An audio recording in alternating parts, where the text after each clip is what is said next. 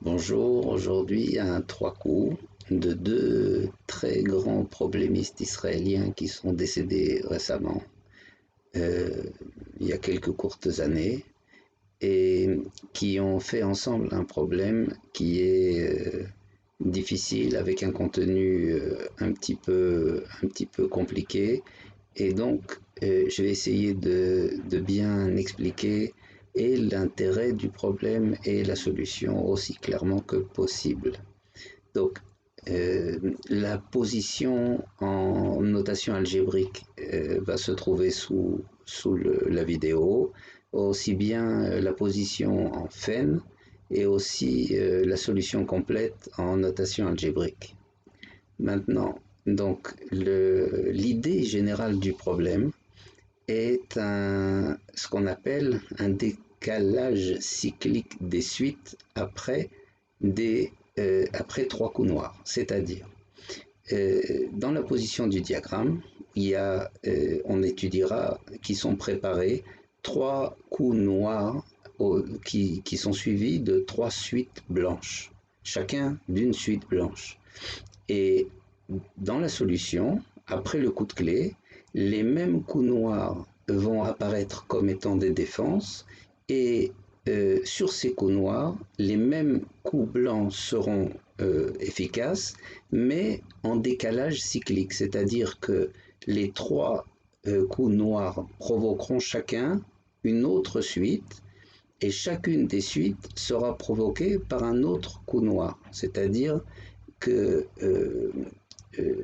par exemple, vous avez trois coups noirs qu'on va appeler A, B, C, qui sont suivis de trois suites blanches qu'on va appeler grand A, grand B, grand C.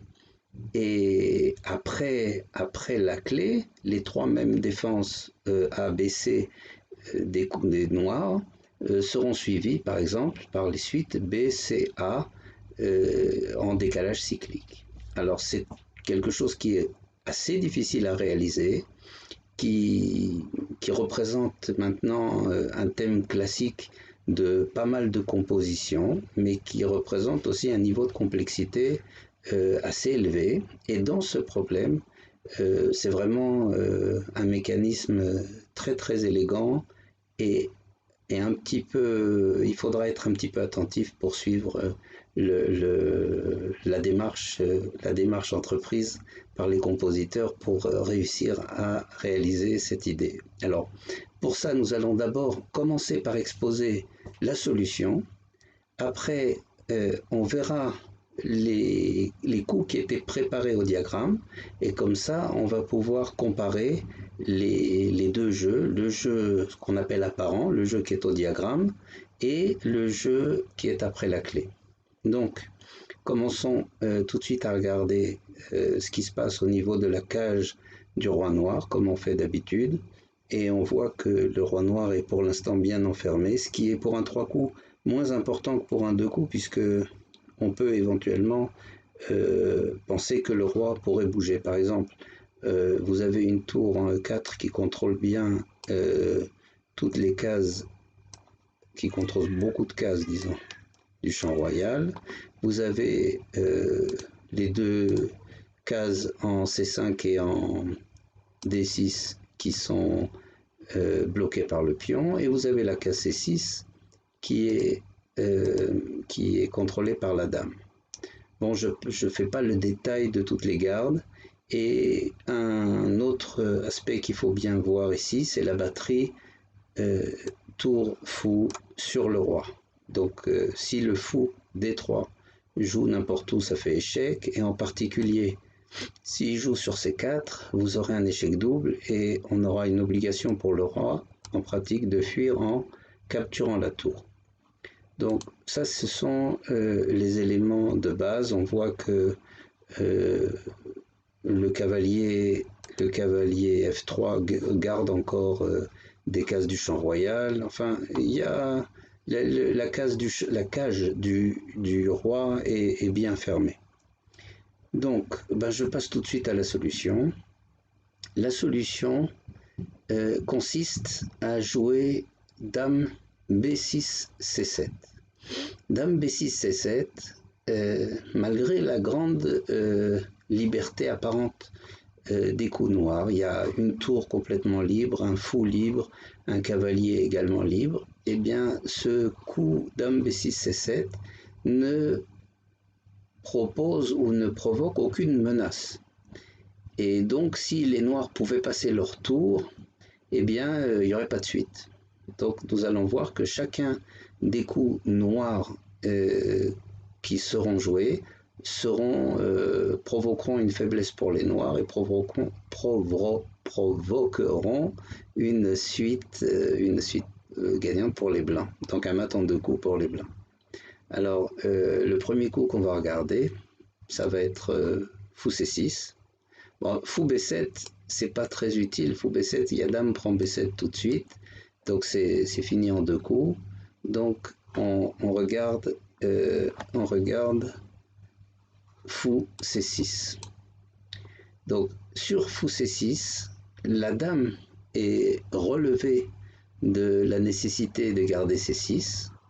Et donc, on peut jouer tour E5 échec, pion prend E5, dame prend E5, puisque la case C6 a été bloquée par le fou. Autre suite, pion prend E6, pardon, il faudrait que j'en le voilà. Donc l'autre suite, pion prend E6, pion prend E6 a comme conséquence d'ouvrir la ligne de la dame. Alors comment on se sert pour les blancs de cette particularité? On fait fou D3 C4 échec, seule suite roi prend E4 et maintenant dame H7 mat parce que donc la ligne de la dame a été ouverte par le fait que le pion D7 a quitté sa case. Troisième coup que nous allons regarder, donc après la clé, c'est cavalier prend D1.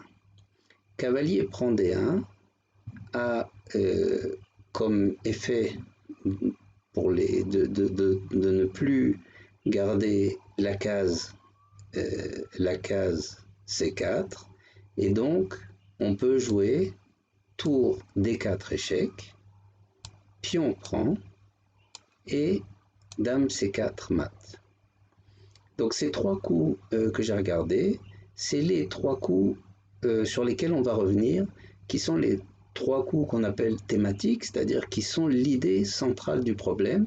Et ces 3 coups-là, nous verrons tout à l'heure que quand on les joue avant la clé, ils provoquent les mêmes deuxièmes coups, mais pas dans le même ordre. Bien. Regardons les autres coups noirs à disposition. Alors il y a H6, H5. H6, H5 provoque cavalier G5 qui menace fou C4, échec double parce que maintenant le cavalier garde la case 4.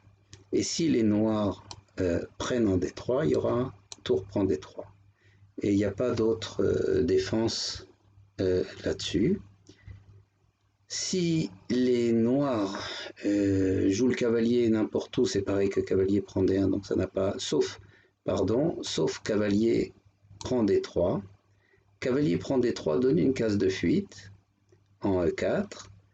Et la réponse n'est pas si évidente que ça, il suffit de prendre en E3 et on aura tour prend D3 comme menace qui est imparable. Si le pion C5, C4, si le pion joue, on aura ou bien tour D4 mat ou bien dame prend C4 mat. Donc le cavalier ne peut pas prendre en D3. L'autre suite à voir, c'est la tour D8 qui joue n'importe où. Alors la tour D8 qui joue n'importe où, il faut voir qu'elle enlève sa garde de la case D7 et donc, on va montrer la case, voilà, et donc les blancs peuvent jouer tour échec, pion prend et dame prend D7 mat qui récupère au passage le contrôle de la case E6. Donc, il y a encore une autre suite à voir. c'est pion prend F3, pion prend F3, roi prend F3, menace fou C4, et même histoire, la seule défense possible pour les noirs, c'est cavalier prend D3, et tour prend D3 mat. Donc, voilà. On a vu maintenant qu'effectivement, malgré l'apparente liberté des noirs, et il n'y avait pas besoin d'une menace, tous les coups noirs disponibles sont affaiblissants. Donc maintenant, on va regarder ce qui se passe sur ces mêmes coups noirs, les trois coups noirs dont je vous ai parlé au début, qui sont cavalier prend tour, qui sont fou C6 et qui sont pion prend E6. Mettons, si les blancs avaient joué un coup comme A2, A3, qui serait réfuté par tour D8, mais tour D8 joue n'importe où. Donc, on va regarder ces trois coups pour voir comment ils seraient suivis, quelles seront les suites qui étaient préparées dessus. Donc, sur fou C6 qui bloque la case, maintenant, il y a tour D4, pion prend D4 et dame prend D4. Parce que la dame est en B6, donc elle est embusquée derrière le pion C5, et le blocage de la case C6 donc provoque le coup blanc tour D4. Je montre encore une fois. Donc quand le fou est, quand la dame pardon, est en B6 et que le fou est en C6, on joue tour D4 pour mater. Si la dame était en C7, donc après la solution, le même blocage nous donnera le coup tour E5, parce qu'on utilisera l'embuscade de la dame derrière le pion D6. Maintenant, autre coup à regarder, cavalier prend D1. Cavalier prend D1. Maintenant, la suite qui est disponible, c'est fou C4 échec, roi E4, dame B1. Parce que le cavalier a ouvert la ligne et en même temps a abandonné tout contrôle sur les cases blanches. Donc, on a utilisé le fait que la dame de B6 peut jouer sur B1. Et ce qu'on avait vu, c'est que quand la dame était en C7, sur cavalier, quand la dame était donc en C7, sur cavalier prend D1, nous avions tour D4, pion prend D4 et dame C4 mat. Maintenant, le dernier coup du jeu apparent, c'est pion prend E6. Pion prend E6 qui bloque la case E6 et qui débloque la case E6 exactement et qui permet maintenant tour échec, pion prend et dame prend E6 mat. Donc on reprend, on va revoir ça. On a sur fou C6, on a tour D4 échec, pion prend et dame prend mat. Sur cavalier prend D1, on a fou C4 et dame B1 mat. Sur pion,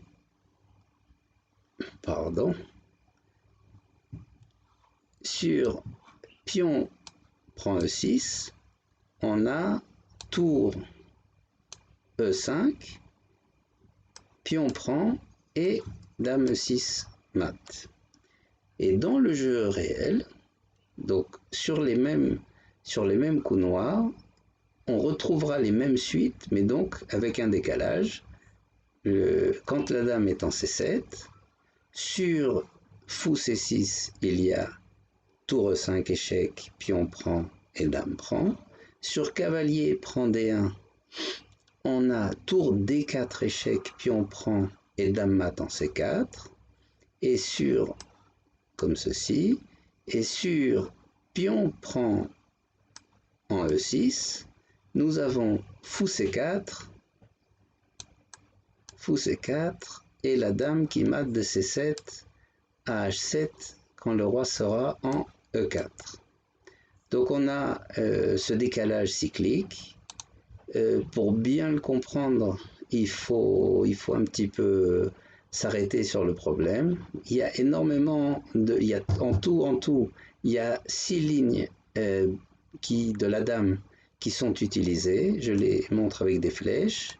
Vous avez au diagramme la ligne B6, B1, la ligne B6, E6 et la ligne B6, D4.